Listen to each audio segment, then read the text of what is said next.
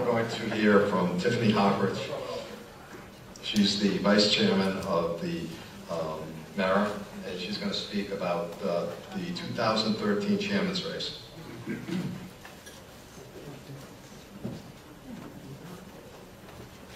Thank you, Mike. Before I get to the 2013 election, which brought us Kirsten Hughes as our state GOP chair, I'm going to back up just a little bit and tell you a little bit about me, my background. I was a state committee member for about a year and a half. I participated in 2 chair elections. The first one was Frank McNamara against Bob McGinn. And during that whole process, they were putting a whole lot of pressure on the state committee folks. And I got a phone call from Scott Brown directing me to vote for Mr. Bob McGinn. And I argued with him. I said, why? Why should I vote for Bob McGinn? I was a Frank McNamara girl.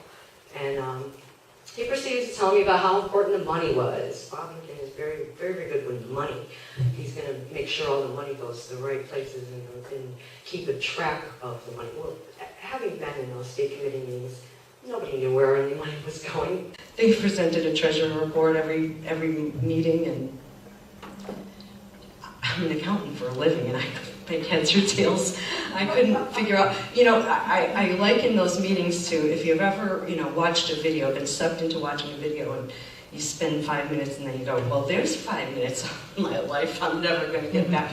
Imagine a state committee meeting where you walk out after 3 hours going, what was that? Nothing is accomplished. A whole lot of you folks I've seen in the back, because they stick us behind a rope if you're not in the state committee member, they put you in the corner, like you need a little dunce cap. And people jump up every couple of minutes and they say, I call for adjournment? What? We're in the middle of it. What? Okay. Well, anyways. During that election,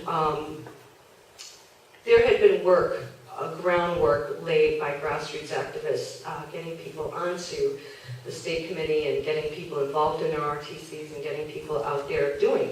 Because without doing, we're never going to accomplish. And we got a fair amount of those 80 folks on board during that first election. 22 folks. 13 months later, with all the work that the grassroots did and Mara did and the efforts that were put in, when that next election rolled around, oh, by the way, I got redistricted out after I told Scott Brown to take a walk. Coincidence? Don't know. But I was happy with my redistricting because Deb Martell and, yes, she deserves a lot around. Deb Martell and Marie Bergeron are now in that district, and they're awesome. They're great, and we thank you both. Marie's not here, but thank you, Deb, for all the hard work and sitting there hours. After that redistricting, and the 13 months later, when this next election came up with Rick Green, I'll tell you a little bit about it, but at the end of that, we ended up with half, almost, of the votes in that election. In 13 months, to double our numbers on the state committee is phenomenal. I can't even, I would have never expected it going into that 13 months. And I was at that meeting even though I was no longer a part of the state committee. The voting occurred after much floor debate. We'll call it a debate, we won't call it a fight because it started out debating. The voting occurred within the state committee. There was a bunch of us folks behind the stanchions standing there watching. The vote occurred, and then they took all the votes out of the room. Went in a little back room, smoking cigars or whatever it was back there. They came out and didn't even give us any numbers at first. They just announced Kirsten Hughes as the winner, and we're just supposed to clap, accept and move on. After a little bit more debate and probably a little bit of argument, and some really good people standing up for us, like Bill Gilmeister. They gave us numbers. A couple people abstained. there were, I think, 38, forgive me if I'm a vote or two off because I don't remember exactly, 38 or 39 votes that they said, 38 for Kirsten, I believe it was, and 37 for Rick Green. But there was one vote that said RG, and they were not counting it. Because that was supposed to be a Rick, you're supposed to write the whole thing.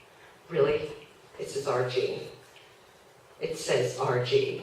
So, after about, Deb, maybe you can help me out, an hour of back and forth, and the floor just, they went back into the back room. There was a whole argument over whether or not there should be another count of that vote. There was a whole ridiculous back and forth cluster of whether or not they should recount.